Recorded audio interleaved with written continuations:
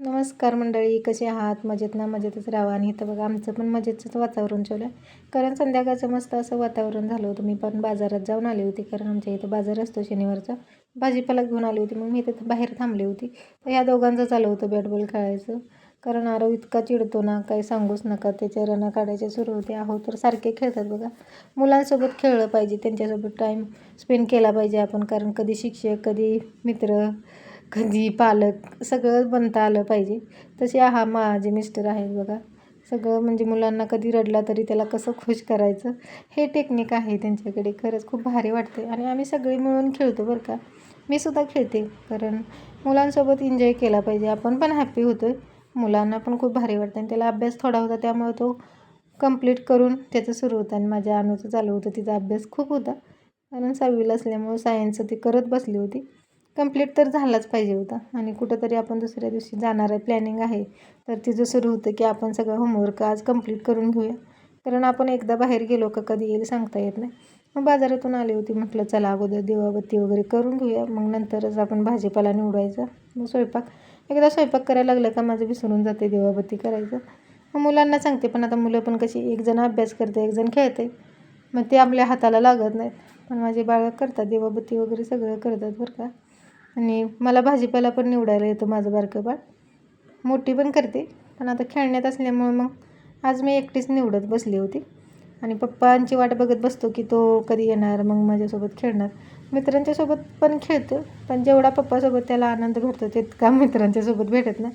कारण एन्जॉय करत खेळल्याला वेगळंच खेळ राहतो. कारण पप्पा थोडेसे मजा वगैरे करत तिचे खेळ घेतात आणि त्याला खेळवतात.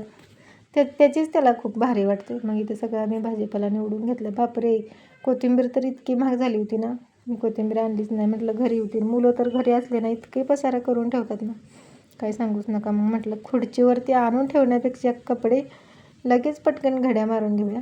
कारण ते खुर्चीवरती ठेवले का ते खुर्चीवरतीच राहतात. असं होतं आहे का तुमच्याकडं? नक्की कमेंटमध्ये सांगा. कारण पावसाळ्यात हे होत नाही. मी कपड्याच्या घड्या मारते तर राहून रोज असं काही चाललं होतं बघा माझ्यासोबत. मी काय म्हटलं, हे काय मी एडिट करणार नाही. कळलं पाहिजे की आपण कसे किती हॅप्पी राहतो. सगळ्यांना तरी सुखदुःख तरी असतातच आयुष्यात, पण मस्त राहिलं पाहिजे. माझ्या आणून तर सगळ्या दरवाज्यावर बघा चित्र काढून लावलीत. आणि आज इतकी आनंदी होती की मी स्वयंपाक मला बनवायचा नव्हता, फक्त खिचडी भात बनवायचा होता.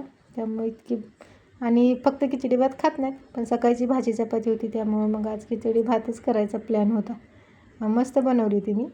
कारण बिर्याणी मसाला वगैरे टाकून मला झणझणीत केलेली आवडते. पण लहान मुलं असल्यामुळं थोडंसं तिखट कमीच, पण आज तिखट जास्त झालं होतं. कारण त्यामध्ये मिरची, लाल तिखट आणि अजून त्याच्यावरून अद्रक लसूण होतं तिखट, आणि खडा मसाला, आणि त्याच्यामधून अजून बिर्याणी मसाला. ते सगळं मिळून थोडीशी तिखट झाली होती, पण मला जाम आवडली होती. तुम्हाला कशी आवडते मला नक्की कमेंटमध्ये सांगा. आणि माझ्या अनुच्या स्कूलमध्ये मसूर डाळ भेटली होती आज. कारण दुसरी मूग भेटणार होती, पण मूग संपली म्हणून. आणि छान होती बरं का मसूरची डाळ. त्यामध्ये घाण बिलकुल नव्हती. स्वच्छ असतात तांदूळ, पण खूप स्वच्छ असतात. मराठी शाळाच आपली छान आहे बघा. भात खाऊन देते मसूर डाळ. आणि संध्याकाळी मस्त अशी खिचडी भात केली. कोणाकोणाला आवडते नक्की कमेंटमध्ये सांगा. जर व्हिडिओ आवडला असेल तर माझ्या चॅनलला नक्की सबस्क्राईब करत जावा. मग इथं चपाती एकी साईडला गरम करून घेतल्या, एकीकडं मी सकाळची भाजी होती मटकीचे मोड आलेले. मस्त मग संध्याकाळी सर्वांनी मिळून जेवण केलं. असा होता आजचा दिवस. बाय, पुन्हा भेटू पुढच्या व्हिडिओमध्ये.